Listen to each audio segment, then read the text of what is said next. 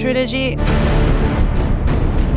It's actually kind of shocking to me how much the three films feel like a beginning, a middle, and an end. Because we very much approach them as individual films. When we made Batman Begins, we didn't think there was ever going to be another one. Chris approaches these films, I think, in a way that's very different than most people or most studios approach these films. He's been very reticent to approach something from the get-go as if we're doing a trilogy. He doesn't like to plan things as sequel bait or plant things that would only pay off until a second film. And Chris always came from a perspective of, yeah, but is it essential? Let's not make a movie just because, there's an appetite for it. Let's make a movie because we have something to say. If you could seek out the kind of rules hidden in and amongst all of the different versions of the character, the ones that mattered, the ones that really mattered, and then try to tell a complete story there with an arc. It is the most perfectly logical way to do this kind of fiction. Turn it on. And each part has a beginning, middle, and end. Each movie stands perfectly well on its own. Look at the three of them and you have an overstory that is better than each of the three movies, as good as they are. If we want to call it the superhero genre, you could say that had never been done in that genre of film. Batman Begins is very much a hero's journey. It's an origin story, it's an origin myth, and so it has a sense of romanticism or theatricality that embraces that story model. With The Dark Knight, in order to change the scale of the film, we went to a city story, we went to a crime epic.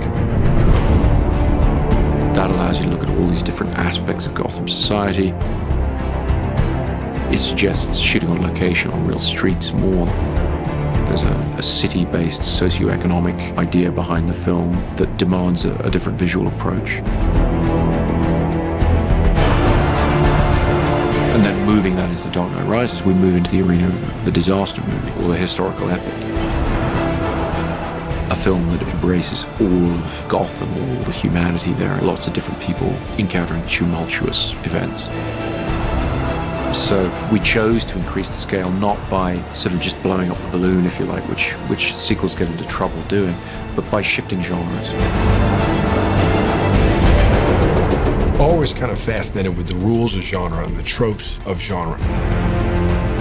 The tropes, the rules of the genre become things the audience rely on, and it's very easy to knock that out from under them. It's very easy to trick them. I remember sitting in the audience watching a friends and family screening of The Dark Knight for the first time. We come to that moment where Batman is put in the impossible situation, again, that every superhero always finds himself in, from Superman onwards, of do you save the damsel in distress, your girlfriend, or do you save the busload of civilians, or the cable car full of New Yorkers, or in this case, your ally, Harvey Dent?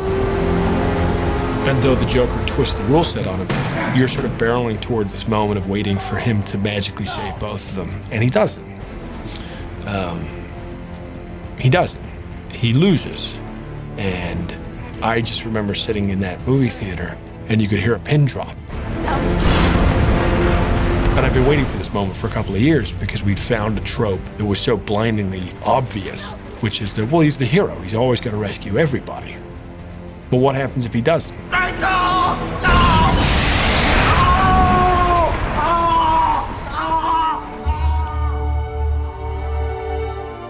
I think actually the discussion of Harvey Dent and how he plays in the three films is very indicative of how difficult it is to answer the question about, was it always planned as a trilogy? Because very early on, when David Goyer and myself talked about Harvey Dent and how he might play, in the Bruce Wayne story, which loosely was saying, okay, every story has a beginning, a middle, and an end. That lends itself to 3 movies, 3-act structure, but that was about as far as we ever got. And I think Harvey Dent was part of that because we did talk about introducing him. And in fact, I think in David's earliest draft, Larry Holden's character is actually referred to as Harvey Dent. Falcone has half the city bought and paid for. Drop it. How can you say that? Because as much as I care about getting Falcone, I care more about you. And then we changed our minds because we weren't going to make a second film, as far as we knew. We were putting all our eggs in one basket. And so the function that Harvey Dent would have had in the first film didn't justify using the name of the character. We said, no, we're just going to make this one movie and we're going to make it as good as it possibly could be.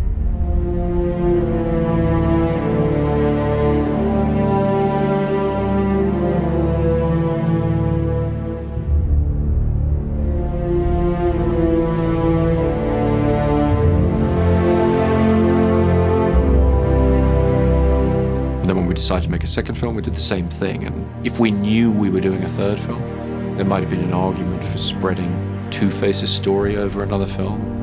And that's the kind of trap you fall into when you're looking too far ahead, because we wouldn't have made The Dark Knight the way we made it, and it was made, in my opinion, the right way for the story we wanted to tell. We didn't hold anything back for a third film. We didn't keep Two-Face alive for any reason. And then when you get into The Dark Knight Rises and you realize that Harvey Dent's story hangs over the events of it, that was all that was needed. That if we followed the consequences of Harvey Dent and Two-Face's story in The Dark Knight, how it was dealt with would take us interesting places in The Dark Knight Rises.